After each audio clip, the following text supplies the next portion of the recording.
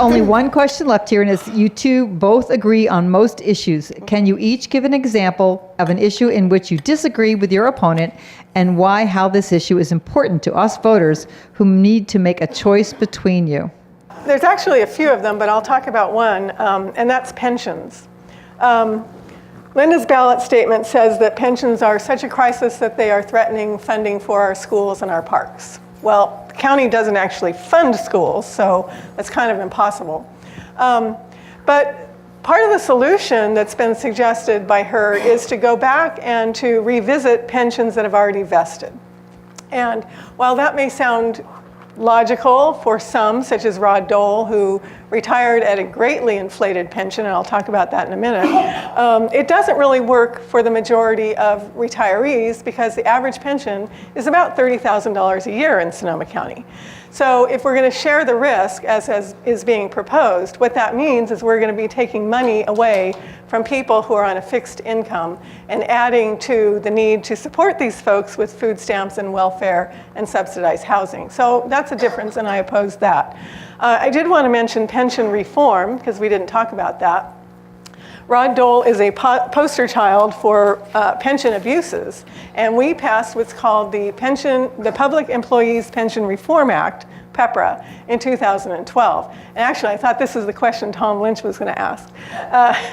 So he surprised me in a couple ways. And what that did is it did away with the abuses that Rod Dole actually took advantage of. One of those things is called spiking, where you increase your salary at the very end of your career, and that increases the value of your pension. Another one of those abuses is called buying airtime. And that means you buy additional years of service, which again increases the value of your pension.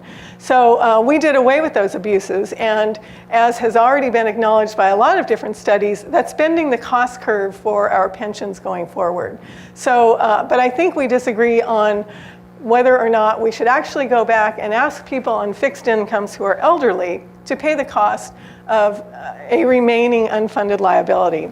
The county has, through negotiations, both reduced the value of pensions going forward and has asked current employees to actually contribute 3% of their salary towards paying off the unfunded liability that arose as a result of some earlier disastrous decisions made by earlier boards of supervisors.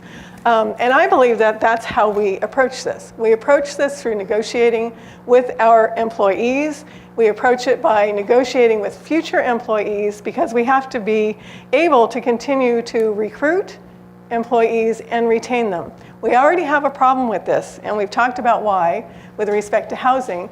The Sheriff's Department was down several deputies and was having a really hard time recruiting new deputies to come here because you can't pay enough for them to be able to afford the housing. If we reduce their pensions further, then we have even more of a problem in retention and recruitment.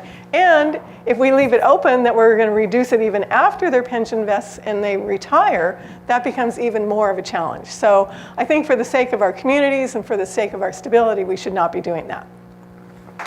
So I would agree that pensions is an area where we differ, but I would actually disagree with how you sort of framed my policy. I think that's a really gross misrepresentation of where I stand on pension reform.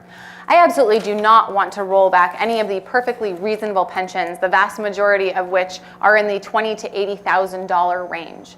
But for people like Rod Dole, who are currently making $300,000 plus a year of taxpayer money, or $1 million every 3 years of taxpayer money, I'm sorry, but I don't feel bad rolling that back. And saying, you know, what would your pension have looked like if you didn't do all of the things that are now currently illegal, if you didn't spike it, if you didn't buy airtime, where you could literally buy years of service at the county to increase your pension. I mean, this is absurd. And you know, there was a court case, case in a court in Marin County that basically says the California rule is not sacrosanct. The California rule is that you cannot touch pensions at all. It's a contract that you can't touch. And so what this decision in Marin County said, you're guaranteed not any pension, but a reasonable pension. Now, is $300,000 a year reasonable? No, it isn't. I'm sorry, but I'm not going to cry tears for Rod Dole. I have no problem rolling that back to a more reasonable rate. I can guarantee you I will not touch any pensions that are in the reasonable realm, which is, anywhere up. I mean, I haven't come up with a specific number, but I can guarantee you nothing between up to $100,000 would be off the table. These are the things that our seniors depend on. But guess what? If we don't reform the system, it is headed for disaster. We have an $831 million unfunded pension liability. That's $1,650 for every man, woman, and child alive in Sonoma County today. So if you want to talk about the 1% and the 99% of taxpayers are funding the 1% of county employees. To me, that's not a risk that's acceptable. As I said before, the entire system is predicated on a 7.25% return on investment. Last year, they got 2%. And actually, and yes, it's true that you need to sort of amortize this over time, but their 10 and 15-year numbers, when they sort of look at it and they do what's known as smoothing, they're still not hitting 7.25%. I actually have the data in my car, but I think it was at 6%, which is actually a very significant loss for our community. If we don't move towards some kind of share risk, or if we don't bring that 7.25% ROI number down, and I would actually prefer to take it on that, front. So how can we work with the SCARA board to bring that number down to something more reasonable? If that number were at, say, 4%, which is what the Pension Advisory Committee suggested, then I have no problem with the county assuming the lion's share of the risk. But when you set an unrealistic target and then you expect taxpayers to foot the entire bill for any money that the pension fund doesn't earn, that's a big problem in my book. And it actually will influence our ability to fund measures for local schools, which it's true that the county and the Sonoma County Office of Education have an unprecedented partnership. We offer after-school programs, we do career technical education, so we do partner with our schools, and that funding is at risk. Very brief rebuttal because I know the hour is late.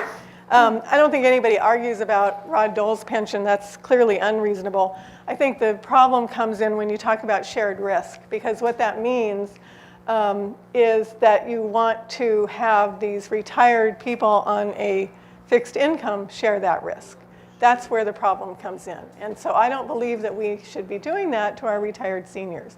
I do believe we could define what is a reasonable pension going forward, and define that particularly with respect to negotiations with our employees, but to ask our retired seniors to share a risk of a drop in the stock market caused by Wall Street or by factors outside of their control, I don't think is something that we ought to be adopting as a policy. And I would just like to say that those of us who work in the private sector assume all of the risk. And that actually there have been unions with the county who have moved towards a more shared risk model where they're actually sharing it 50-50. And then in addition to the pensions, all of county employees also receive Social Security.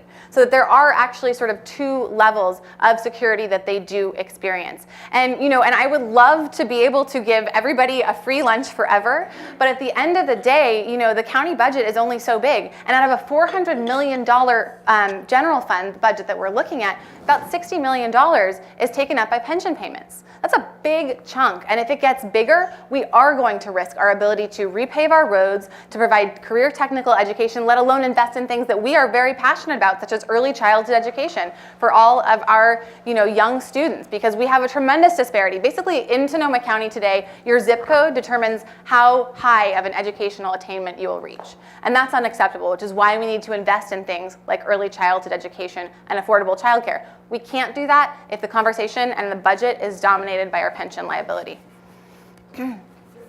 Sweet that y'all stuck it out so long. That means you really care, and I hope you've learned something. We do have more questions coming up in the next Gazette. All the questions are done here. And then please attend. These town hall meetings are give and take. Just as you noticed if you went to the Mike McGuire one that was here most recently, there's a lot of information that you receive, and then you get to ask a lot of questions and interact with everybody. All of them are there for that purpose. So please keep participating, and thank you so much for attending. I appreciate it very much. Thank you, Vesta.